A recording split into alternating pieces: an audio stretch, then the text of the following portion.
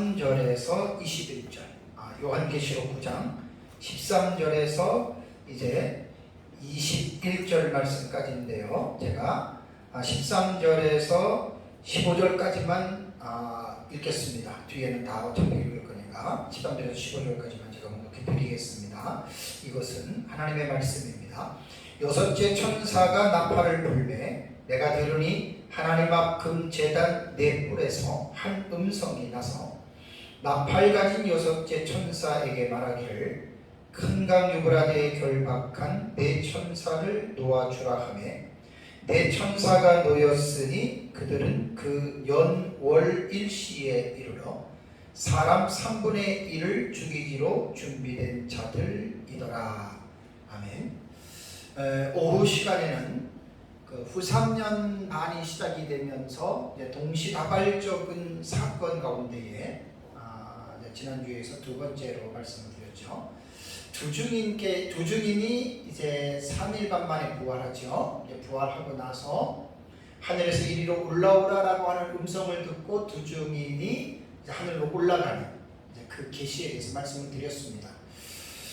우리가 이제 요한계시록을 이제 공부를 하려면 반드시 제가 전에 말씀드린 대로 두 가지의 방식을 이해를 해야 됩니다. 두 가지 방식이라는 건 뭐냐면 첫 번째는 가장 모두가 해야 할 일이 기록된 순서대로 이 요한계시록의 구조를 이해를 해야 됩니다. 그것을 제가 형식상 구조라고 했어요. 형식상 구조로 보고 그 다음에 이제 요한계시록의 본래의 내용을 정말 올바르게 딱 깨닫는다라고 하는 것은 기록된 그 내용들을 이 사실들이 어떻게 이루어지는가에 대한 내용상으로 이 사건을 이렇게 뭐라 그럴까요? 다시 재구성할 수 있는 그것이 요한계시록을 가장 올바르게 깨달을 수 있는 방법입니다.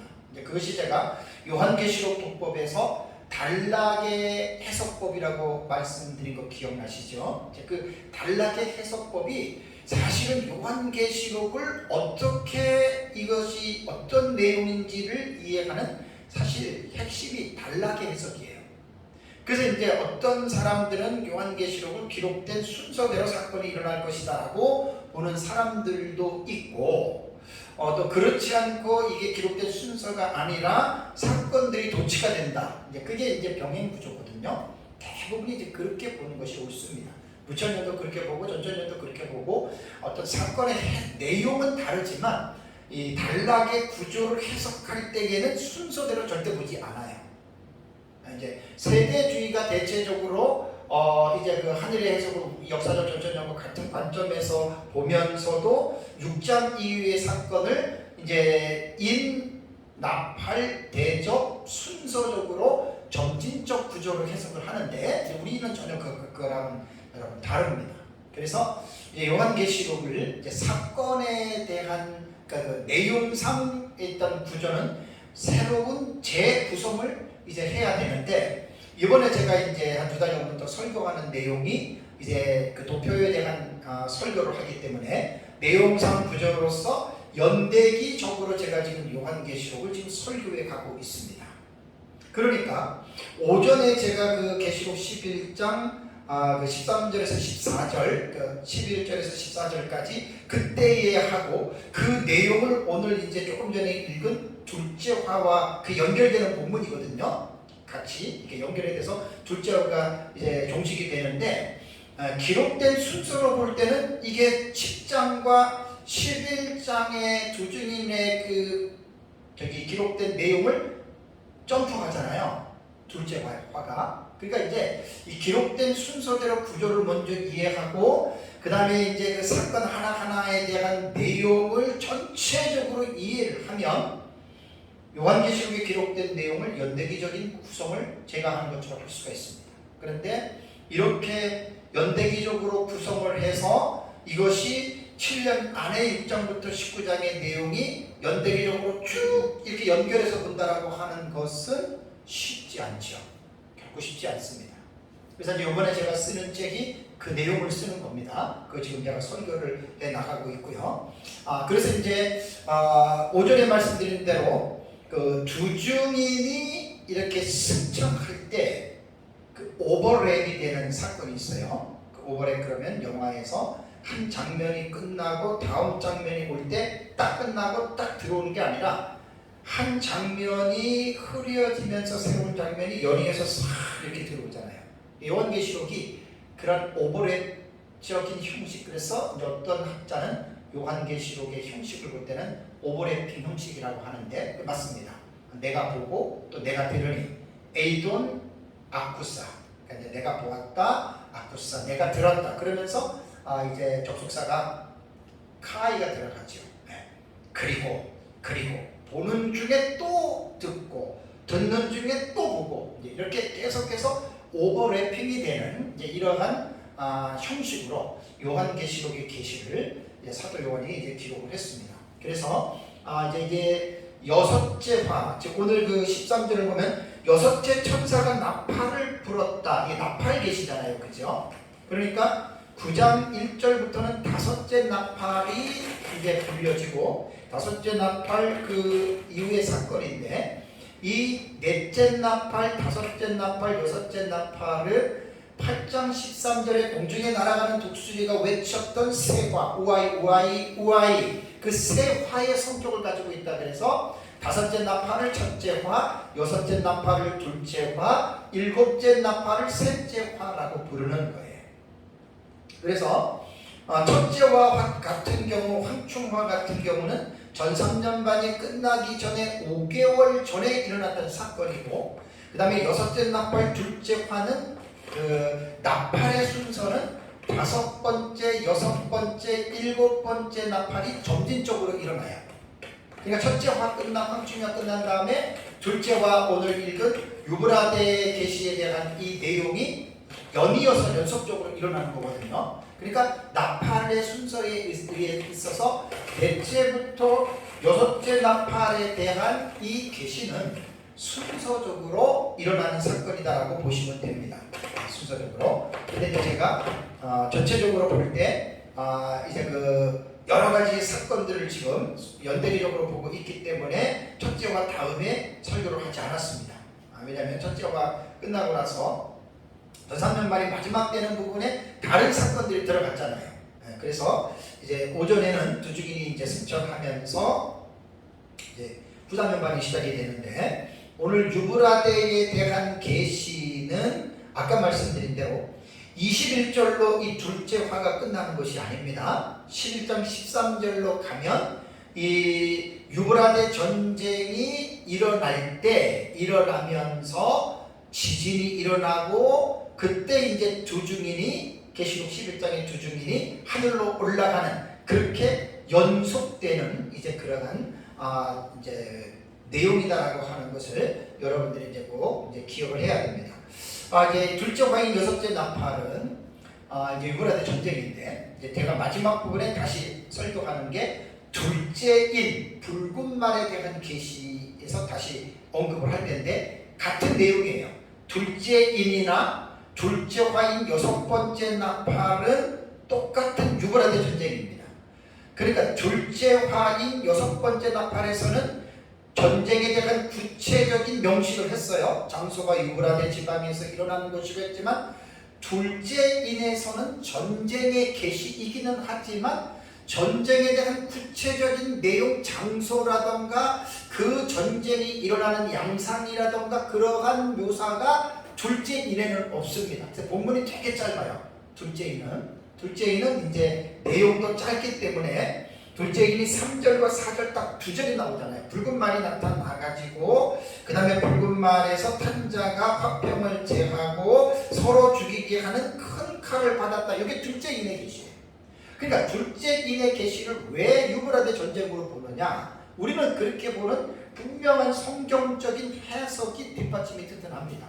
왜냐하면 6장부터 19장까지를 한일에 일어나는 44가지 사건으로 보기 때문에 우리는 6장과 19장의 내용을 한일의 7년 안에 다 이루어지는 사건으로 우리는 해석을 하기 때문에 둘째인 같은 경우 붉은 말에 대한 계시는 전쟁의 계시일 수밖에 없다. 그리고 한일의 기간 동안에 일어나는 전쟁 가운데에 가장 타당한 전쟁이 여섯 번째 나팔 둘째 화인 유브라데 전쟁의 계시다. 그래서 둘째 인과 여섯 번째 나팔은 제가 중복 계시라 그랬고 이제 그 계시의 모양만 바꿨을 뿐이지 사건은 바로 유브라데 사건이다라고 말을 했습니다.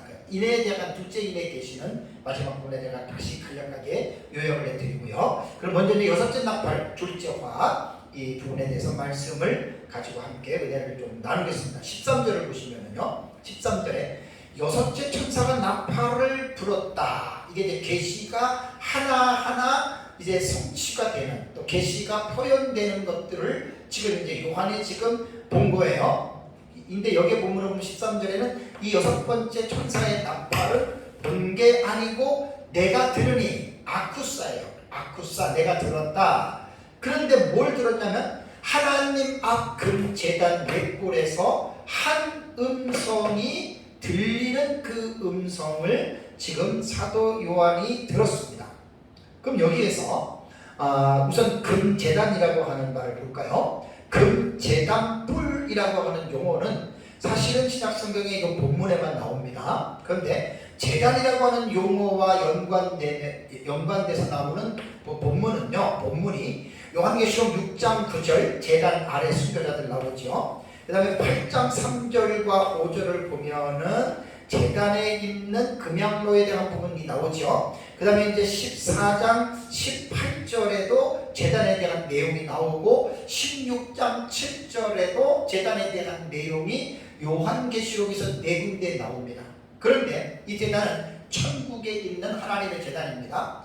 근데 이 제단 아래에서 어떻게 해요? 한 음성이 들린다라고 말을 했습니다.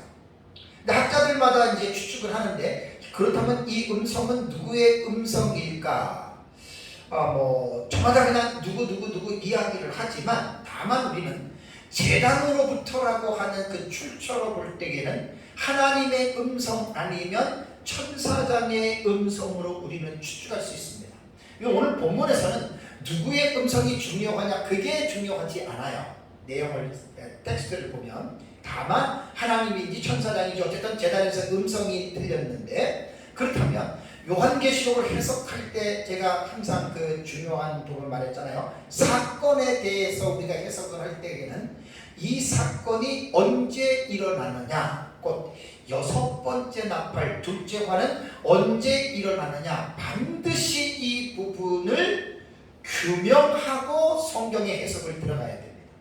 그러니까 과거주의로 해석하든 역사주의로 해석하든 미래주의로 해석하든 이상주의로 해석하든 사건에 대한 부분은 분명하게 명확하게 규명해야 됩니다. 그렇다면 이 사건이 그렇다면 언제 일어날까? 우리는 이 본문은 제가 지금 후삼년반에 동시다발적으로 이루어지는 사건으로 우리는 연대기로 보잖아요. 그러니까 이 둘째 화인 여섯 번째 나팔은 후삼년반이 시작이 될 때 유브라데 지역에서 일어나는 전쟁의 계시. 그래서 둘째 화는 아주 전쟁에 대한 구체적인 부분들을 묘사하고 있고, 중복 계시인 둘째 인에는 조금 전에 말한 대로 분명한 그런 내용들이 없습니다. 그러면 14절을 보시면은요, 한 음성이 어떤 그 음성의 내용이 뭐냐, 14절을 보면은 나팔 가진 여섯째 천사에게 말하기를, 하늘에서 제단에서 들리는 음성이에요. 큰 강 유브라데에 결박한 내 천사를 놓아주라. 그러니까 제단에서 하나님이든 천사장이든 이미 명령이 나왔으면은 이 명령에 따라서 큰 강 유브라데에 결박한 내 천사들이 지금 놓여지는 이 사건이거든요. 이 유브라데라고 하는 이 유프라테스 강은 길이가 약 2680km가 되는 아주 긴 강입니다. 티그리스 강과 함께 서아시아에서 가장 긴 강인데요. 티그리스 강은 터키 동부 고원 80km 동쪽에서 발원해서 이란의 자그로스 산맥으로 흘러나오는 많은 지류들이 흡수되는 강이 이제 티그리스 강입니다. 그래서 티그리스 강하고 유프라테스 강이 이제 서로 떨어져서 그러지만 두 강이 계속해서 흐르다가 바다를 만나기 직전까지 평행하다가 이제 여기에서 이제 밑으로 내려가면 페르시아만까지 되면 이 강이 이제 합쳐지죠. 그래서 이제 그 메소포타미아라고 하는 이 용어가 있잖아요, 그죠? 이 메소포타미아라고 하는 말은 메소스와 포타미아라고 하는 두 단어거든요. 메소포타미아 그러면 두 강들 사이라는 뜻입니다. 메소스포타미아 그러면 사이, 그다음에 강 이런 뜻입니다. 그러니까 강과 강 사이. 그래서 메소포타미아 문명을 말할 때에는 이제 우리가 뭐 기본적으로 이게 참 중요한 거예요. 유프라데스하고 티그리스 강하고 이렇게 끓여줘, 그죠? 네. 그래서 요 강들 사이에 있는 문명. 그래서 이제 그것이 메소포타미아라고 하는 용어입니다. 두 강 사이에 있는. 그래서 메소포타미아 문명이 바로 그런 뜻입니다. 자, 그러면 이제 구약 성경에서 유브라데라고 하는 강의 용어는요 31번 나옵니다. 구약 성경에서는. 요한계시록에서는 2번 나오는데 9장 14절과 16장 12절에 나옵니다. 그래서 큰 강 유브라데에 결박한 네 천사가 이제 그것을 놔주라라고 하는데 그런 말이잖아요. 그러면 이 그 본문에 나오는 유브라데에 있는 네 천사를 놓아주라라고 하는 이 용어는요 요한계시록 안에서 똑같은 비슷한 의미가 있는 내용이 나오는데 그것이 7장 1절입니다. 계시록 7장 1절을 보시면 계시록 7장 1절을 보면은 어떤 내용이 있냐면 이 일 후에 내가 내 천사가 땅 내 모퉁이에 선 것을 보니 땅의 사방에 바람을 붙잡아 바람으로 하여금 땅에나 바다에나 각종 나무에 불지 못하게 하더라라고 하는 말씀이 나오잖아요, 그죠? 그러니까 계시록 7장 1절의 네 천사와 지금 요한계시록 9장의 14절에 나오는 네 천사는 같은 천사로 봐야 됩니다. 요한계시록 연구하면 이게 같은 천사로 봐야 되거든요. 다만 이제 요 네 천사가 7장 1절에서 말하는 시점과 9장 15절에서 나오는 이 시점이 3년 6개월 차이가 납니다. 그러니까 7장 1절에 나오는 네 천사를 놓아주라고 할 때는 전 3년간 한일회가 시작이 되는 시점에서 내린 하나님의 명령이었고 9장 14절에서 나오는 이 네 천사는 전 3년반이 끝난 이후에 후 3년반이 들어가면서 성전 제단에서 명령하는 금성이기 때문에 7장 1장과 1절과 9장 15절에는 네 천사가 같은 의미이지만 시기적으로는 3년 6개월의 차이가 난다라고 하는 것을 여러분 우리는 이제 이해를 해야 됩니다. 그러니까 7장 1절에서 네 천사는 땅의 사방의 바람을 붙잡으라고 명령을 했거든요. 그러니까 땅의 사방의 바람을 그 결박되어 있는 붙잡으라고 한 말은 7장 1절에 이미 한일회가 시작이 될 때 전쟁이 일어나려고 한 거예요. 그래서 이제 다니엘서와 연결해서 이 요한계시록에 나타나는 사건을 이해하면 4대 열강이 마지막 전쟁을 하잖아요. 다니엘서 7장의 모티프가 있어요. 근거가 그 바다에서 올라오는 네 짐승이 4대 열강이고 이것이 이제 한일회가 시작될 때 4대 열강이 전쟁을 일으키려고 하는데 하나님이 특별 간섭입니다. 그러니까 하나님의 섭리에 있어서 특별 섭리가 있잖아요. 역사세계에 직접 하나님이 개입하셔서 그 역사를 직접적으로 하나님이 관여하시는 일이 있어요. 이게 특별 섭리거든요. 그래서 이제 한일회가 시작이 될 때 사실은 핵전쟁이 4대 열강의 전쟁이 나서 지구의 3분의 1이 죽어야 되는데 하나님이 그의 절대적인 주권으로 한일회가 시작이 될 때 천사를 통해서 명령해서 그 전쟁을 내바람을 불지 못하게 합니다. 그러니까 전쟁을 하나님이 억제한 거예요. 그래서 이제 전삼년간 1260일이 끝나고 이제 둘째와 여섯째 나팔이 불 때 이제 내 천사를 놔주라 그러는 거예요. 그래서 여기에서 이제 말하는 내 천사를 놓아주라라고 하는 말은 7장 1절에서 억제했던 전쟁의 그 기운을 하나님이 이제는 억제하지 말아라. 그러니까 이제 전쟁이 여러분 이루어지는 겁니다. 자, 그럼 15절을 보시면 내 천사가 어떻게 됩니까? 하나님의 놓아주라고 했기 때문에 천사들은 하나님의 명령을 수행하는 종들이죠. 그래서 놓아주었어요. 자, 내 천사가 놓였으니 그 다음에 뭡니까? 그들은 그 년 월 일시에 이르러 사람 3분의 1을 죽이기로 준비된 자들이러라 라고 15절에는 말씀을 하고 있습니다.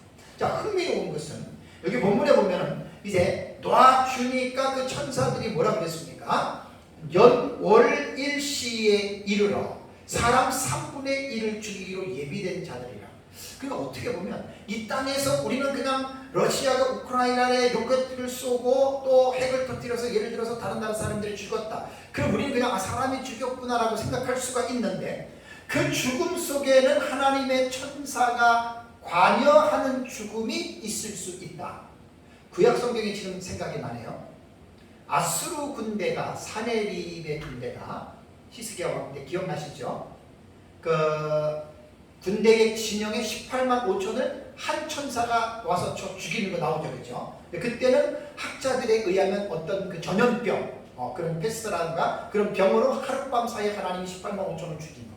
그러니까 우리는 역사 세계에서 나타나는 이면적으로 나타나는 겉으로 나타나는 어떤 이러한 것들을 볼 때 우리 사람이기 때문에 그 내면을 못 봐요. 그 배후에 있는 것. 근데 성경을 보면 참 흥미로워요. 어쨌든 천사가 그게 이제 죽인다. 뭐 이건 이제 이 세상에서는 전쟁을 통해서 나는 거죠. 근데 여기 연월일시라고 하는 말은 뭐냐면 시간을 지칭하는 거예요. 네? 연월일시. 그런데 원문을 보면은 이게 다 하나의 관사로 연결이 되어져 있습니다. 관사로 연결되어 있는데 원문은 연월, 우리말은 연월일시로 됐지만 원문에는 시, 일, 월, 연 오름차 순으로 헬라어 본문에는 기록이 되어져 있습니다. 그러니까 이제 카이 에니 아우턴 그러면 연이거든요. 그러니까 이제 요게 헬라어 본문에는 맨 끝으로 되어 있어요. 그러니까 시간이라고 하는 말은 호란입니다. 호란. 그 다음에 날이라고 하는 말은 헤메란데 헤메란이라고 썼고, 그 다음에 월이라고 하는 것은 메나입니다. 그 다음에 년이라고 하는 것은 에니 아우톤입니다. 그러니까 헬라어 원문에는 오름차 순으로 시, 그 다음에 시, 일, 월, 연으로 되었고, 우리말 성경은 이것을 바꿔가지고 연, 월, 일시로 이렇게 이제 번역을 했죠. 그러니까 이 연월일시라고 하는 의미는 둘째화가 이 세상의 역사 속에서 분명하게 일어나는데 그 시점이 있다는 거예요.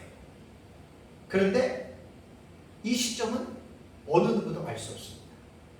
마치 예수님의 재림이 이 세상에서 마지막 때에 있는데 그 때는 어느 누구도 알 수 없듯이 마찬가지로 유브라데 전쟁도 어느 누구도 알 수 없는 오직 하나님만 알 수 있는 그런 것이라고 하는 걸 기억해야 됩니다.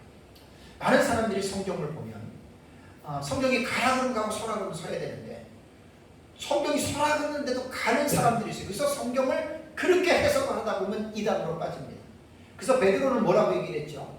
더러는 풀기 어려운 부분이 있는데 많은 사람들이 억지로 계시를 풀려고 하다가 멸망에 이르기 때문에 조심하라라고 베드로 사도도 성도들에게 계시에 대한 사람들의 이 입장과 자세를 분명하게 언급을 했습니다. 그러니까 성경에서 침묵하면 그냥 우리는 침묵해야 됩니다. 그걸 뭐 내가 기도해서 뭐 깨달아가지고 그런 사람들이 전부 다 이단이 다 되는 거잖아요. 그러니까 유브라데 전쟁은 분명히 역사 세계 속에서 일어나는데 그 년월 일시는 어느 누구도 알 수 없고 오직 하나님만 아시는 전쟁이다. 그런데 이 전쟁은 15절에 뭐라 그랬죠? 사람 3분의 1을 죽이기로 준비된 자들이라. 그러니까 사람이 3분의 1이 죽는데 3분의 1이 이 사람의 범위를 봐야 되잖아요. 그렇죠? 그 에어리아가 어느 정도냐?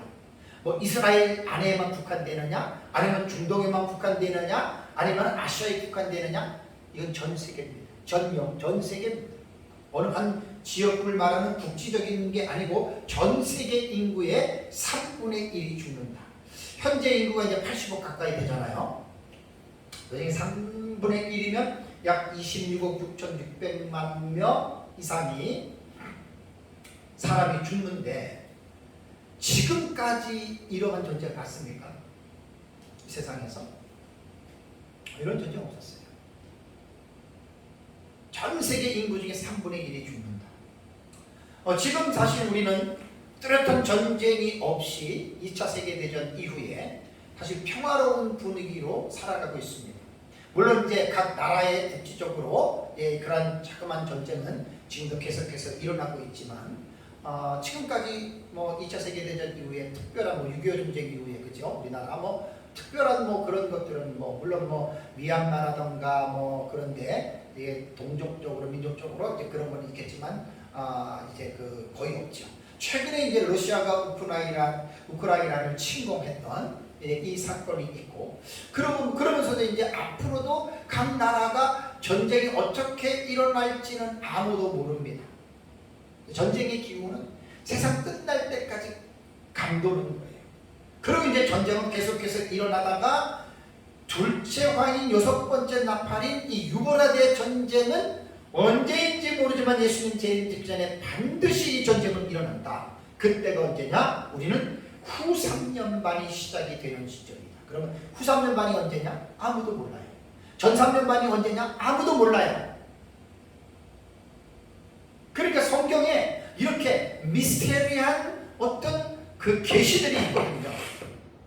그 이단과 사이비들은 그 미스테리한 계시들을 자기들이 기도해서 이제 지금이 어느 때고 뭐 어떻게 이런 것들은 종말론을 연구하는 사람들 입장에서는 정말 조심하지 않으면 아주 위험한 쪽으로 인간적인 생각으로 성경을 그릇되게 해석할 수 있는 그런 위험성을 가지고 있다라고 하는 것을 종말론을 연구하는 이 사역자들은 피차에 조심해야 됩니다. 그래서 한 일의 가운데에 결국은 그 6번째 나팔 둘째 화에 이러한 미증유 전무후무한 전쟁이 일어날 것이다. 그러니까 뭐 26억 6,600만 명 이상이 지금 동시에 죽는다라고 생각한다면 현대의 무기 체계로 볼 때 뭐 총 가지고 뭐 대포 가지고 그거는 어림도 없어요. 그거는 어림도 없습니다. 그러니까 지금 현대의 무기 체계로 볼 때는 이제 지대공 미사일이라든가 뭐 수소폭탄, 원자폭탄, 핵폭탄제 이런 것들이면은 이제 이 수많은 사람들을 살상할 수 있는 이제 그러한 충분한 어떤 위력적인 무기로 우리가 이제 볼 수가 있습니다. 자, 그러면 이 전쟁에 동원되는 군대의 규모를 볼까요? 16절을 보면은 마병대의 수는 2만만이니 내가 그들의 수를 어떻게 해요? 사도 요한은 그들의 수를 들었노라라고 지금 말을 하고 있습니다. 그러니까 사도 요한이 이 전쟁에 참여하는 지금 이 둘째 화인 6번째 나팔은 사도 요한이 지금 아쿠사 듣는 거예요. 아쿠사 내가 듣는 거예요. 이 마병대의 수는 지금 2만만이니 내가 그들의 수를 들었다라고 이렇게 말을 합니다. 그러니까 2만만이라고 하는 말은요, 디스미리아스라고 하는 2만이라고 하는 말이거든요. 그러니까 2 곱하기 만 곱하기 만 하면은 2만만은 곧 문자적으로는 2억이 됩니다. 2억. 그러니까 군사의 수가 2억이면 어마어마하죠, 그죠? 어마어마한 거예요. 그러니까 이게 유브라데 전쟁은 결국 4대 열강에서 군사들이 출동되는 군사들이 2만만이니까 2 곱하기 만 곱하기 만 하면 2억이 되는데 이거 엄청난 수예요. 그래서 꼭 뭐 2억을 문자적으로 봐도 되고 아니면 상징으로 볼 때는 헤아릴 수 없는 큰 무리다. 그 뭐 2억이든 뭐 2억보다 많건 적건 헤아릴 수 없는 무리건 제가 볼 때는 이런 건 별로 중요한 게 아니에요. 어쨌든 많은 무리의 그 군사들이 동원이 돼서 싸우는데 이 전쟁은 아까 말씀드린 대로 4대 열강의 전쟁이라고 그랬습니다. 4대 열강. 지금 뭐 이 시대 버전으로 말을 한다면 중국과 러시아, 뭐 미국, 아니면 막 유럽, 그 다음에 중동, 예를 들자면 이렇게 이 4대 열강들이잖아요. 조그만 나라 우리나라 같은 경우는 이 수에 들어갈 수가 없습니다. 조그만 나라 들어갈 수 없습니다. 그럼 강대국들이 4대 열강 안에 들어가서 싸우는 거예요. 근데 이거는요 여러분, 성경을 안 봐도 이번에 러시아가 우크라이나를 침공하면서 어느 권력에 있는 나라들이 지금 반발을 하고 지금 힘을 합합니까? 나토예요. 나토. 유럽연합이 지금 딱 힘을 합하잖아요. 그럼 이미 러시아하고 나토, 유럽하고는 벌써 각을 세운 거예요. 그 다음에 미국이라고 하는 나라가 또 있잖아요. 미국이라고 하는 나라. 그 다음에 또 중국이라고 하는 나라가 있잖아요. 그러니까 이제 이 지금 우리가 살고 있는 이 시대에 일어나는 상황들을 우리가 예의주시해 보면 성경을 보지 않아도 반드시 3차 대전 핵전쟁은 반드시 일어날 것이라고 보는 것이 세계의 모든 군사학자들이 보는 100% 일치된 견해입니다. 북한도 지금 핵을 보유하고 있고, 척하면 우리 남한에게 뭐예요? 불렀어 너희들이 한번 되고 싶느냐? 이 핵 터트리는데 그만이거든요. 이제 곧 있어 보세요. 북한이 우리나라를 통해서 핵을 쏘든지 중국이 대만에게 쏘든지 그건 아무도 몰라요. 러시아가 우크라이나를 쏘든지 아무도 모르는 거예요. 미국이 또 방어하기 위해서 응수하면서 핵을, 이거는 100% 일어난 일들이라고 보면 됩니다. 100% 일어납니다. 세상에 러시아 같은 그 나라가 힘세다고 우크라이나에 그 살고 있는 민가에다가 지금도 어제도 미사일 발사해가지고 사람들이 그냥 그거 한번 생각해 보세요. 얼마나 억울합니까? 그러니까 힘이 없으면 그런 거예요. 나라가 힘을 길러야 돼요. 돈 많은 거 안 오고 별로입니다. 힘 없으면 다 나라 망하면 그 돈이 누구께 됩니까? 그게 현실이에요, 현실. 그러니까 우리나라는 돈이 많고 힘이 있다 그래도 제한되잖아요.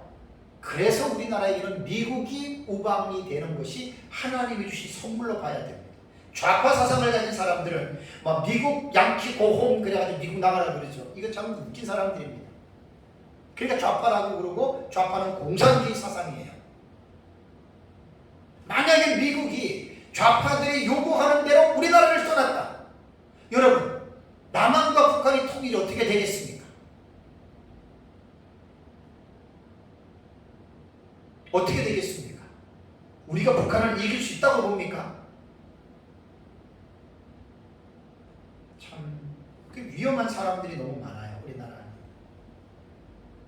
다행히도 이번에 윤석열 정부가 미국과의 우방의 관계를 더 돈독히 하고 어쩔 수가 없는 거예요. 미국이 우리나라에서 핵 우산의 역할을 해주고, 우리나라에 거주하는 미군이 많아야 북한이 핵을 쏘더라도 못 쏘는 거예요. 왜? 미국 건드렸다가는 자기네들이 말로 주고 데려받거든요. 데려주고 말로 받거든요. 그러니까 우리는 미국과 영원한 우방을 하나님이 세워주셨다라고 생각을 해야 됩니다. 어쨌든 군사학적으로 봐도, 성경을 안 봐도 이 세상에는 반드시 3차 대전이 일어난다. 핵전쟁이. 꼭 기억하셔야 됩니다. 이 전쟁의 상황을 17절과 19절을 같이 한번 보겠습니다. 17절과 19절을 보면, 이 같은 환상 가운데의 그 말들과 그 위에 탄 자들을 보니 불빛과 자줏빛과 유황빛 오신경이 있고, 또 말들의 머리는 사자머리 같고 그 입에서는 불과 연기와 유황이 나오더라. 이 세 재앙 곧 자기들의 입에서 나오는 불과 연기와 유황으로 말미암아 사람 3분의 1이 어떻게 해요? 죽임을 당한다. 죽는다는 거죠. 그래서 이 말들의 힘은 입과 꼬리에 있으니 꼬리는 뱀 같고 또 꼬리에 머리가 있어 이곳으로 행하더라 라고 17절 19절에 말씀을 했습니다. 자, 그럼 여러분 이 본문을 잘 우리 생각을 해야 됩니다. 문자적으로 해석할 것이냐 상징적으로 해석할 것이냐를 먼저 본문 요한계시록은 정해야 되는데, 사도 요한이 본 환상, 이것은 본 거예요. 유브라데 전쟁에 일어난 사건을 묘사했습니다. 자, 3분의 1이 죽는 겁니다. 자, 사도 요한은 하나님의 은혜로 봤습니다. 자, 그 사도 요한이 본 시기가 주 96년경이죠. 그러면 지금으로부터 약 2000년 전의 일이잖아요. 그러면 사도 요한 당시에 지금처럼 하이테크의 문명으로 전 세계가 뭐 비행기, 기차, 뭐 휴대폰, 미사일, 핵, 사도 요한 당시에는 상상할 수 없는 일들이잖아요. 그때는 농업사회였어요. 2, 3천 년의 농업사회에서 공업사회로 들어오고 공업사회로 들어오면서 이제 현대사회로 들어오면서 이제 전자사회 시대로 들어오잖아요. 그죠? 그러니까 이 상상할 수 없는 그러한 시대에 살았던 사람인데 놀라운 거는 뭐냐면 사도 요한이 그 당 2000여 년 전에 보았던 것은 예수님께서 재림하실 때에 일어나는 하이테크 문명 속에서 이 세상에서 일어나는 사실들을 보았다는 거예요. 하이테크는 여러 가지의 분야로 나누는데 항공우주, 인공지능, 생명공학기술, 컴퓨터 소프트웨어, 전기공학, 나노기술, 핵물리학, 로봇공학, 원거리 통신 등으로 분류할 수 있습니다. 위키백과에 나온 하이테크에 대한 정의입니다. 그 농경사회에 살던 사람들도 이거 산업사회 이전에만 해도 아니 산업사회에 살던 사람도 이거 하이테크 문명 이해 못했습니다.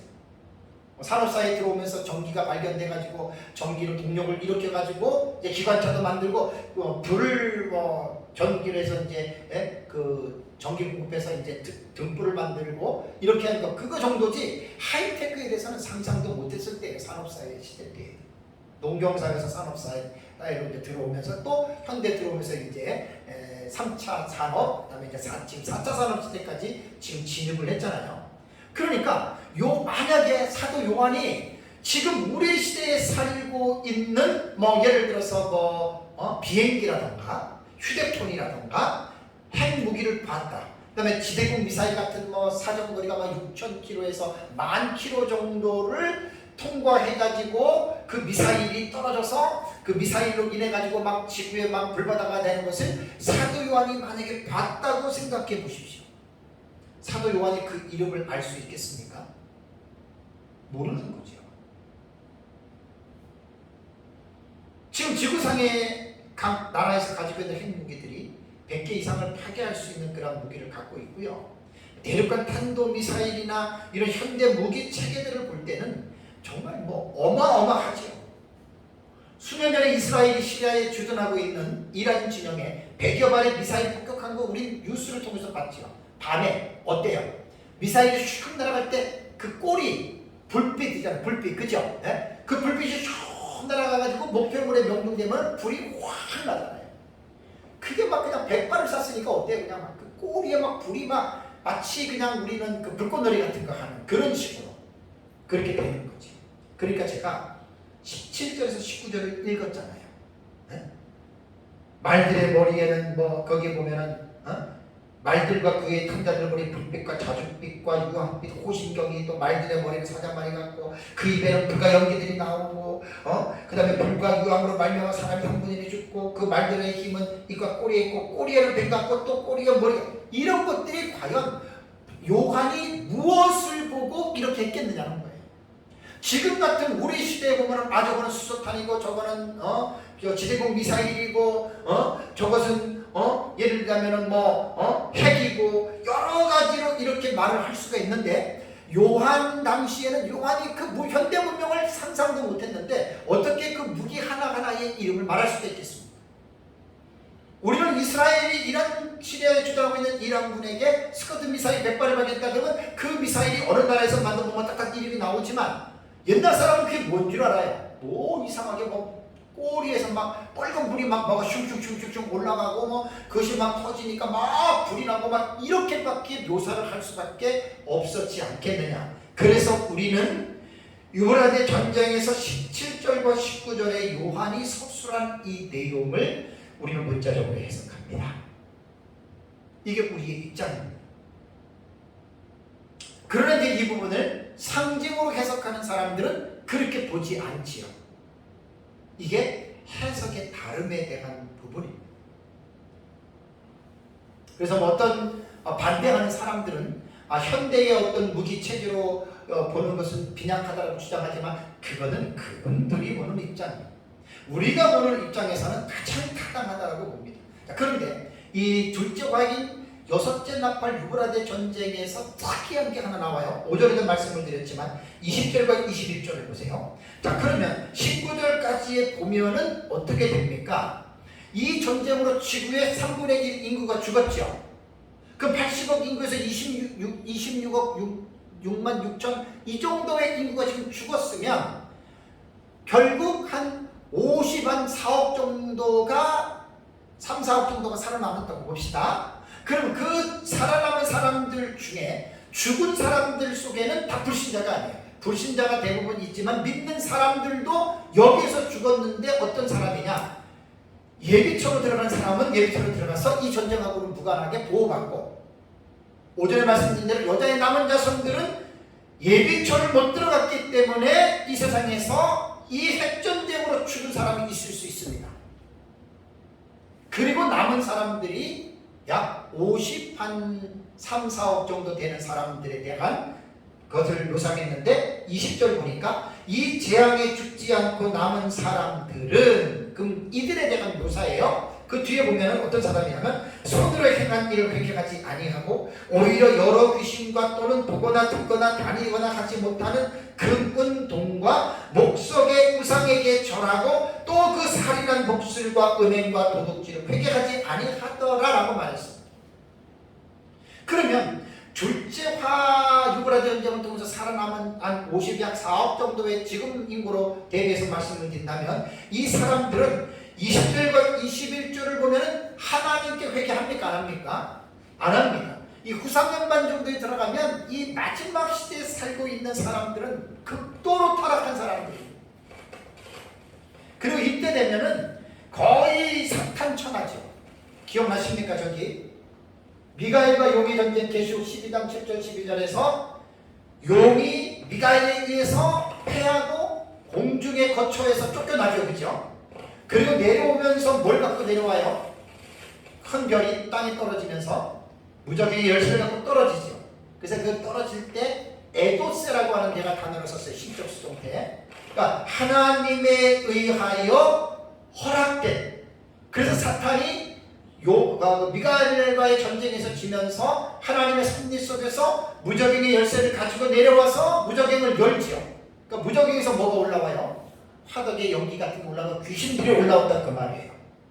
그러니까 이미 후사면반 들어가기 직전에 큰 성 바벨론은 이 세상의 시츄에이션으로 보면 완전히 사탄 천하가 되어버리는 거예요. 얼마나 하나님을 대적하고 하나님의 교회를 핍박하고 얼마나 많은 사람들이 도덕과 윤리적으로 타락된 삶을 살아가겠습니까? 이것이 마지막 시대에 나타나는 현상이라는 말입니다.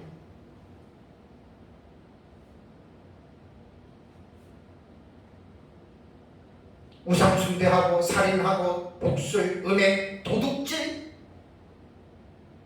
말도 못한 이 악을 행하는 마지막 때에는 그야말로 이 악이 하늘까지 닿을 정도로 노아 시대처럼. 근데 여기서 회개하지 아니하더라라고 하는 말은 뭐죠?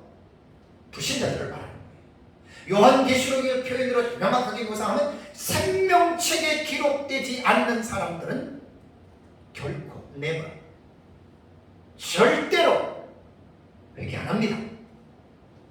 여섯 번째 인으로 마지막에 내가 이제 지구 멸망의 계시 설교할 때 여섯 번째 인을 보면 하나님이 이 세상을 멸망하게 하는 것을 보면서도 이들이 회개하지 않아요. 여섯 번째 인하고 일곱 번째 대접에 나와요.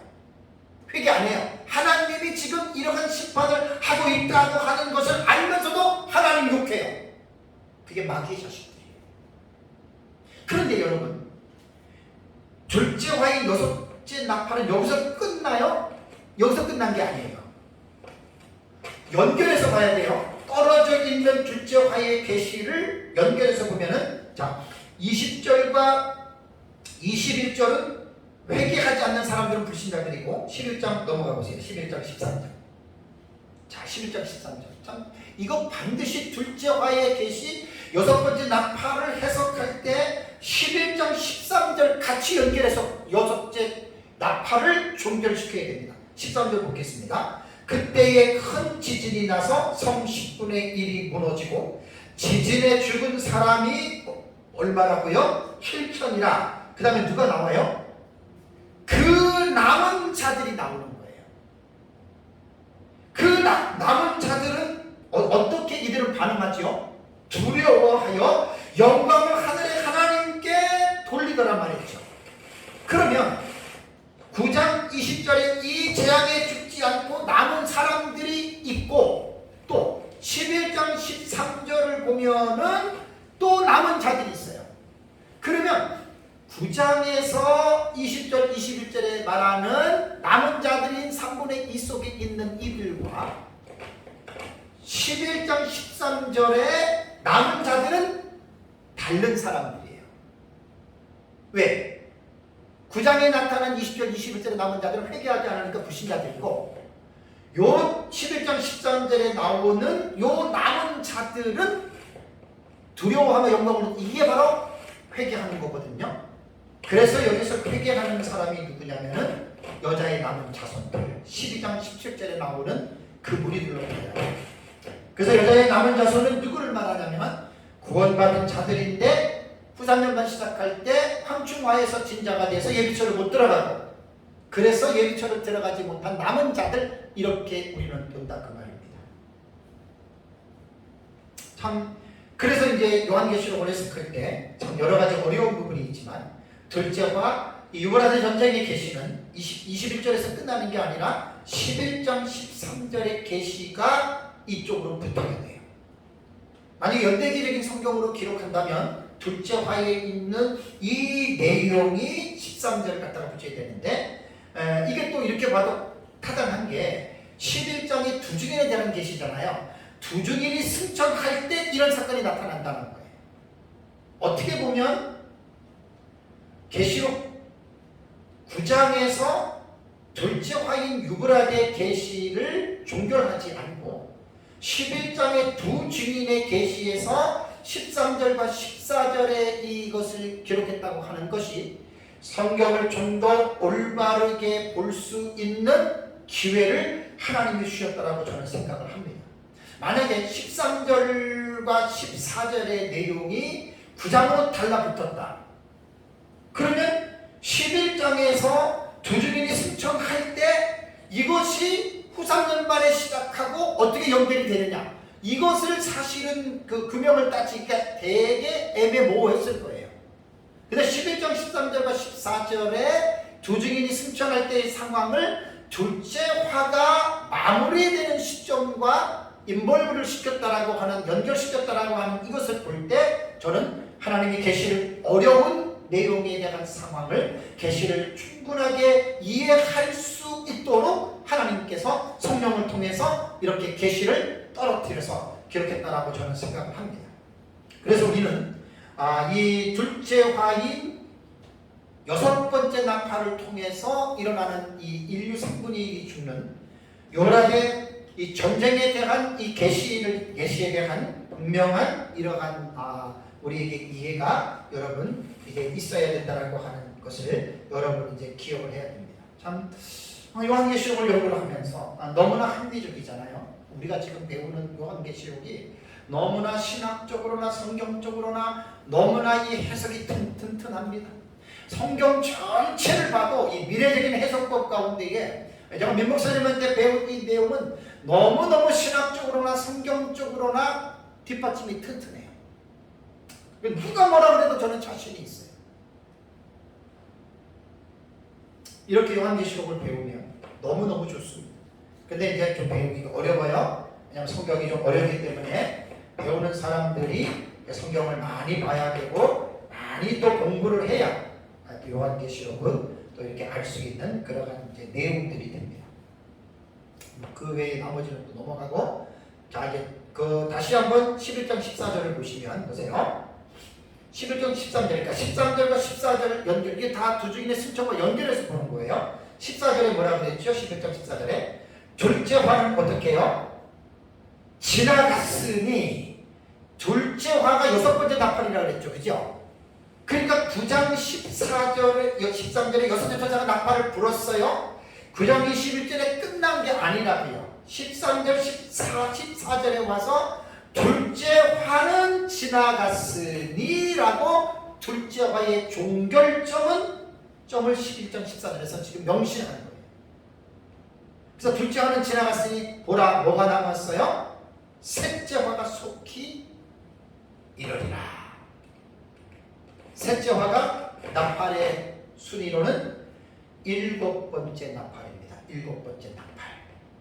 요거는 이제 후삼년간 마지막 상황에 일곱 번째 나팔이 불리고 일곱 번째 나팔 속에 일곱 대접이 나오는데, 일곱 번째 나팔은 제가 형식상 구조로 말할 때 두 번의 인터벌이 있고 일곱 번째 나팔의 계시가 제일 폭이 넓어요. 그러니까 두 번의 인터벌까지. 그래서 이제 11장 15절에 일곱째 천사가 나팔을 불면서 결국 이 11장의 일곱 번째 나팔이 불고 12장, 13장, 14장, 15장까지 일곱 번째 나팔이 영향을 끼치다가 그 중간에 삽입되는 계시들이 많이 들어가죠. 그죠? 제4막강 계시, 5막강 계시, 6막강 계시가 들어가면서 12장, 13장, 14장 다 이것이 막강 계시로 들어가요. 일곱째 나팔이 아니고. 그다음에 15장에 가서 이제 됐다가 실제적으로 일곱 번째 대접은 16장에서 일곱 대접이 쏟아지지요.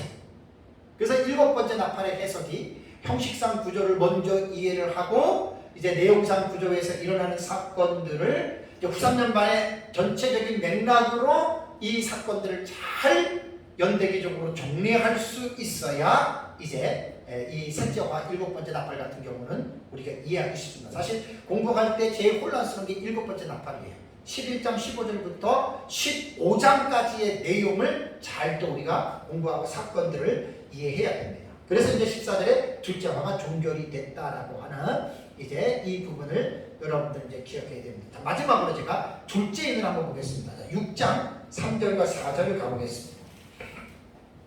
자, 6장 3절과 4절을 보면은 이것 먼저 제가 설교를 해도 되는 건 상관없습니다. 3절 4절을 보시면 뭐라고 나오죠? 둘째 인을 떼실 때에 내가 들으니 둘째 생물이 말하되 오라 하니 이에 다른 붉은 말이 나오더라. 그 탄자가 허락을 받아 땅에서 화평을 제하여 버리며 서로 죽이게 하고 또 큰 칼을 받았더라. 그러니까 제가 둘째 인은 전에 설교를 전산년반 시작될 때 여러분 설교를 이거는 이제 형식상 구조로 할 때 했죠. 이게 좀 내용상 구조이기 때문에 둘째 인은 후삼년반 시작될 때 나오는 계시입니다. 그러면 오전에도 말씀을 드렸지만 둘째 인을 뗄 때 사전의 내용에 붉은 말이 나와요. 그 다음에 그 붉은 말을 탄 기사가 허락을 받았다. 이 허락을 받았다라고 하는 말은 디도미 수동태예요. 그래서 에도세라 그랬죠. 그죠? 에도세가 이 본문을 보면은 4절 같은 경우에도 이 주어가 불분명하잖아요. 그죠? 둘째 말의 기사가 허락을 받았는데 주어가 뭐예요? 누구에게 받았어요? 불분명하죠. 이런 경우에는 헬라어의 학자들이 주어가 불분명할 때 디돔이라고 하는 동사가 수동태 에도세로 번역이 되면 100% 이것은 신적 수동태입니다. 그러니까 주어는 하나님이란 그 말입니다. 그러니까 이 둘째 말이 이게 허락을 받아서 화평을 했다. 그러면 보세요. 왜 이게 맞냐면 아까 9장으로 다시 가보세요. 9장으로 가면은 여기 그 13절을 보면 여섯째 천사가 나팔을 불매 내가 들으니 하나님 앞에 금제단에 네 뿔나기 한 음성이 나서 뭐라 그래요? 나팔 가지고 여섯째 천사에게 말하기를 큰 강 유브라데에 결박한 네 천사를 놓아주라 그랬죠. 하나님의 음성이죠. 그럼 주어가 하나님이에요. 그러니까 6장의 3절과 4절의 둘째 인의 계시를 우리는 둘째와 여섯째 나팔 유브라데 전쟁과 동일한 계시로 볼 때 둘째 인에서 허락을 받았다라고 하는 에도세가 주어가 불분명하기 때문에 우리는 신적 수동태로서 하나님이 허락했다라고 볼 때 유브라데 전쟁의 계시 어때요? 똑같잖아요. 그죠? 무슨 말인지 이해가 되시죠? 그러니까 하나님의 음성이 놓아줘라 이 허락을 받았다 그 말이에요. 저도 언어를 잘 못하지만 계속 공부하는데 너무너무 기가 막힌 언어상의 의미로 동사 하나에 둘째 인에서 확인되지 않는 게 똑같은 사건으로 볼 때 여섯째 나팔에서 제단 아래에서 음성 그게 하나님의 허락 하나님의 명령이거든요. 그 허락을 받아서 그러니까 사실 어떻게 보면 둘째 인도 첫째 인과 마찬가지로 그 사건에 대한 자세한 내용이 없습니다. 그냥 붉은 말 허락을 받았다 땅에서 화평을 제해버렸다. 화평을 제했다는 말이 뭐예요? 불화가 일어난 거죠. 전쟁 날 때 화평이 제일 그런 해석이에요 이게. 그 다음에 서로 죽이게 하고 또 큰 칼을 받았다. 그래서 100% 모든 학자들이 전천년, 부천년, 구천년, 세대절 할 것 없이 둘째 인의 계시는 전쟁의 계시다라고 해석을 합니다. 그렇다면 중요한 것은 요한계시록을 해석할 때 어떤 성경도 마찬가지지만 전쟁이다. 그렇다면 이 전쟁은 무슨 전쟁이냐? 육하 원칙 속에서 설명할 수 있어야 돼요. 그냥 역사주의처럼 사건을 해석할 때 그냥 사도 요한 당시부터 예수님 재림 때까지 쭉 2000년으로 늘려놓으면 도대체 뭐 어느 장단에 춤을 추고 어디다가 집어넣어야 될까? 그건 자기 마음대로 집어넣는 거예요. 왜냐면 우리가 보고 있는 철저한 미래주의는 7년 한일의 해석법에서는 7년 안에 이 모든 사건들이 일목요연하게 정리가 되잖아요. 그래서 이 전쟁은 한일이라고 하는 7년 안에 여러 번의 막 대속번의 전쟁이 일어나는 게 아니에요. 그래서 이 전쟁은 둘째 인에서는 전쟁에 대한 구체적인 어떤 이러한 사실에 대해서는 언급을 하지 않고 다만 붉은색은 뭐 피 흘림의 상징이나 이렇게 전쟁이라고 하는 이것만 그냥 사실은 이렇게 둘째 인에서는 묘사하고 있다라고 하는 말입니다. 그래서 사실은 이제 우리 한일의 해석법으로 볼 때는 6장부터 19장까지가 7년 안에 일어나는 것인데 우리 역사적 전천년의 미래적 해석법으로 볼 때 요한계시록에 기록된 내용 가운데 큰 전쟁에 대한 계시는 딱 두 군데 나옵니다. 두 군데. 그게 어디냐면 9장에 아까 조금 전에 제가 설교한 둘째화 유브라데 전쟁이 큰 전쟁, 인류의 3분의 1이 죽는 전쟁이고 또 하나의 전쟁이 어디냐면 계시록 19장 11절과 21절에 오전에 봤어요. 예수님 재림하실 때 어떻게 해요? 예수님께서 재림하실 때에 아마겟돈에 모여있는 지상의 군대를 예수님 물리치죠. 딱 요한계시록에서는 한 일에 안에 전쟁은 딱 두 군데입니다. 큰 전쟁. 그래서 이제 유브라데 전쟁은 인류 3분의 1이 죽는 대참상의 전무후무한 전쟁이라고 여러분 이제 우리가 그렇게 보는 것입니다. 어떤 사람들은 이 둘째 화인 유브라데 전쟁하고 계시록 19장 11절에 나오는 아마겟돈 전쟁을 같은 전쟁으로 봐요. 근데 그 사람들이 같은 전쟁으로 보는 이유는 둘째 화의 6번째 나팔이 유브라데 지역에서 일어나는 전쟁이잖아요. 그리고 예수님이 재림하실 때의 11장의 그 사건의 묘사가 계시록 16장의 6번째 대접의 본문을 보면 유브라데의 강에 대한 지명이 나와요.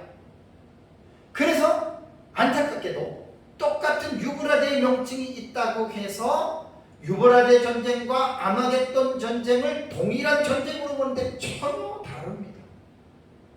왜 다르냐면 9장에 나타난 유브라데 전쟁을 서기하고 그 다음에 16장에 나타난 6번째 대접에서 유브라데가 나오는 그 내용을 서기를 하면 전혀 달라요.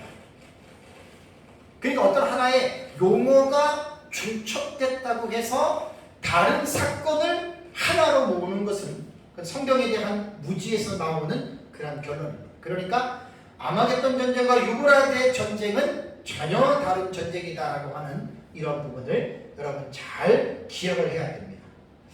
전쟁과 하나님의 섭리의 관계가 있습니다. 왜냐하면 마태복음 10장 29절에 참새 2마리가 하나 쌀음에 팔리지 않느냐 그러나 너희 아버지께서 허락하지 아니하시면 그 하나도 땅에 떨어지지 아니하리라 라는 말씀이 있습니다. 이 말은 뭐냐면 하나님이 4대 강의 전쟁을 일어나게 했다라고도 볼 수 있지만 그것보다도 하나님은 그 모든 것을 아시는 분이세요. 때로는 하나님이 직접적으로 개입하셔서 그 전쟁을 일어나기도 할 수 있고 또 하나님은 일어나야 할 전쟁을 계시록 7장 1절에서 내 마음을 붙잡으라고 하는 그분이 역사 세계 안에서 직접적으로 간섭해서 막을 수도 있어요. 그러니까 하나님이 직접적으로 막지 않아도 하나님은 이 세상에서 일어나는 일들을 다 다 아시는 전지하신 하나님이시기 때문에 이렇게 되든 저렇게 되든 간에 우리는 전쟁은 하나님의 섭리 안에서 일어나는 전쟁이다라고 하는 것 여러분 꼭 기억을 해야 됩니다. 그렇다고 해서 하나님이 악한 일을 조성하거나 악을 실행하는 분은 아니라고 하는 것 꼭 기억해야 됩니다. 하나님의 절대 주권이라던가 하나님의 예정에 대해서 잘못 생각하고 있는 분들은 인간이 잘못하고 인간이 그릇된 일들을 마치 하나님의 작정 속에서 하나님이 그것을 시켜서 그런 악한 일이 일어나는 것으로 해석하는 사람들이 있는데 그것은 하나님에 대해서 몰라서 그래요. 그래서 이 하나님의 섭리는 통상 섭리가 있고 비상 섭리가 있어요. 통상 섭리는 그냥 이 세상에서 일어나는 일들 가운데에 그냥 하나님이 아시는 거고, 비상 섭리는 하나님이 역사 세계 안에 들어오셔서 직접적으로 개입하시는 거예요.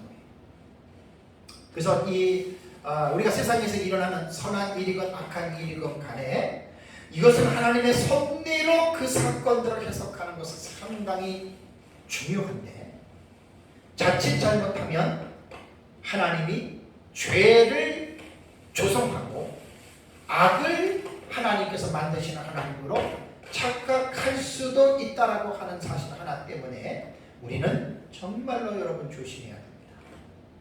그래서 이 둘째 인을 뗄 때에 일어나는 이 붉은만에 대한 이 전쟁은요, 참 끔찍한 여러분 그러한 전쟁입니다. 그래서 둘째 인 속에서는 구체적으로 어떠한 전쟁이, 이 전쟁의 양상, 또 전쟁의 피해를 받는 것들이 어떠한 것인지는 알 수 없지만, 이것이 둘째 화인 여섯째 나팔 유브라데 전쟁이라고 하는 계시를 보면 둘째 인에서 우리는 유브라데 전쟁에 대한 이 엄청난 파괴력을 여러분 우리는 이제 볼 수 있다라고 하는 사실을 우리는 이제 볼 수가 있습니다.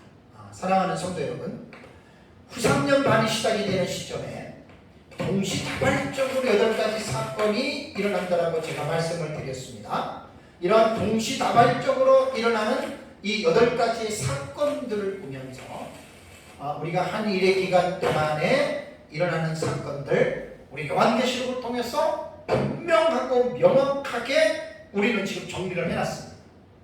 그래서 언제 이러한 일들이 일어날지 모르지만 장차 일어날 일이지만 우리가 이 계시에 대한 내용을 올바르게 이해하고 올바르게 깨닫고 이때가 예수님 재림 직전에 분명하게 일어날 것이라고 하는 믿음을 갖고 우리 역사적 전천년 입장에서 미래적 해석은 큰 단점이 뭐냐면 미래에만 관심을 갖는 것. 이게 사실 무천년에 의해서 상당히 공격을 많이 받는 내용 중에 하나거든요. 저는 어느 정도 인정합니다. 그래서 저는 역사적 전천년으로 종말론을 연구하면서 저는 더더욱 강조를 하는 게, 비록 미래에 일어날 사실이지만 우리 역사적 전천년주의자들은 미래라고 하는 데서 집중하고 함몰되지 말자는 거예요. 뭐 하늘에가 온다, 전산년만 후산년만 적그리스도가 나타난다, 전산년만에 어떤 사건이 일어나고 후산년에 무슨 사건이 일어나는데 거기에만 집중하지 말고 그것이 일어날 것이라고 하는 사실에 대한 이해와 믿음을 가지고, 중요한 것은 미래가 나타나면 그때 준비하면 되는 거고, 오늘이라고 하는 here and now에 지금 여기에서 오늘이라고 하는 현실을 우리는 어떻게 살아야 하느냐, 이것이 더 중요하다라고 하는 거예요. 시한부 종말론자들과 사이비 이단들이 미래적인 해석법을 도입해가지고 유브라데 전쟁이 언제 일어나고 두증인이 언제 나타나고 아마겟돈 전쟁이 언제 일어나고 두증인이 언제 죽고 부활하고 미래적인 사건만 가지고 거기에 집중하면서 그 미래적인 사실에 그냥 빠져버리잖아요. 그리고 오늘이라고 하는 현실을 등한시하잖아요. 미래는 우리가 앞당길 수도 없어요. 내가 그 미래 안으로 우리는 던질 수도 없는 거예요.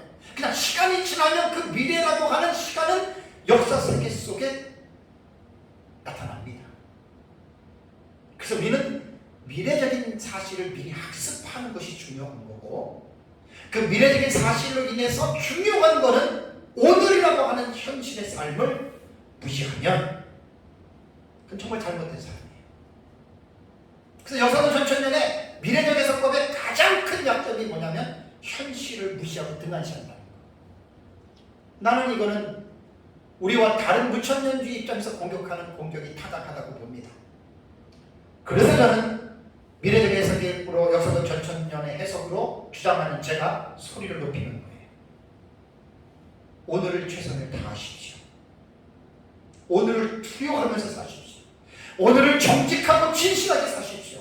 코랑배우 하나님 앞에서 제가 예수 믿고 내 삶이 변화될 때가 여러 번 있었지만 시편 139편에 하나님은 멀리서도 우리의 생각을 아시고 우리의 말과 행동을 아신다라고 하는 그걸 보고 너무나 하나님 앞에 두려웠어요. 하나님 믿기 전에는 제가 사람들 앞에서 거짓말도 시키고 완전히 진실하지도 못하고 사람 앞에서 막 술을 쓰고 여러 가지 어떤 더티한 어떤 그런 것들을 했거든요. 막 거짓말 시키고 막 사람들 막 조종도 하고 했는데 예수 믿고 그 말씀 보고 나서 너무나 겁이 났어요. 와, 하나님이 다 보고 계셨네. 그래서 말할 때 조심하세요. 저는 예수 믿으면서 같은 사역자들 중에서 가장 마음이 아플 때가 저 사람은 진실한 사람인 줄 알았는데 나중에 사귀다 보니까 정직하지 않고 진실함이 없어요. 이중 플레이를 하는 사람들이 있어요. 그 하나님이 다 보고 있거든요.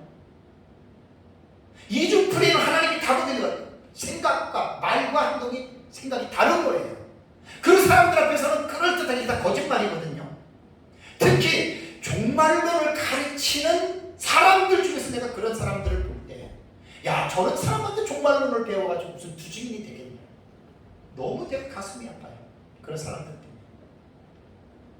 우리가 다 부족하지만 정직함과 진실함을 잃어버리면 끝나는 거예요. 그 사람은 정직해야 되거든요. 사람은 진실해야 됩니다. 얕은 수를 쓰면 안 돼요. 많은 사역자들이 얼마나 얕은 수를 쓰는지 몰라요. 저는 그런 사람을 만나면 내 마음이 무너져버려요.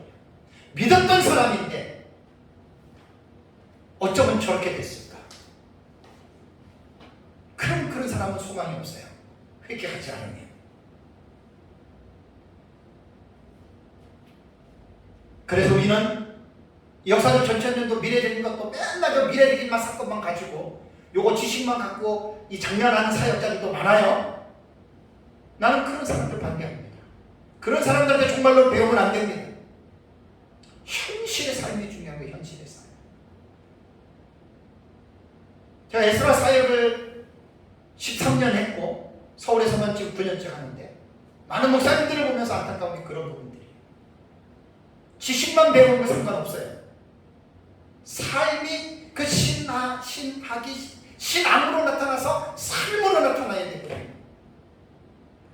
정말 목회자들 정직하고 진실한 사람들 만나기 힘듭니다. 어느 정도 되면은 교만해지고 잘난 체하고 제가 그런 걸 보면서 내 자신이 끊임없이 내 자신을 쳐요. 저도 그런 사람들은 너무나 마음이 아파요. 저래서 하나님이 저 사람 쓰시겠나? 안 씁니다. 하나님이. 그래서 저도 늘 내 자신을 쳐서 복종시키는 거예요. 마지막 때에 미래적인 일은 미래적인 일이고 현실을 부인하지 말라는 거예요.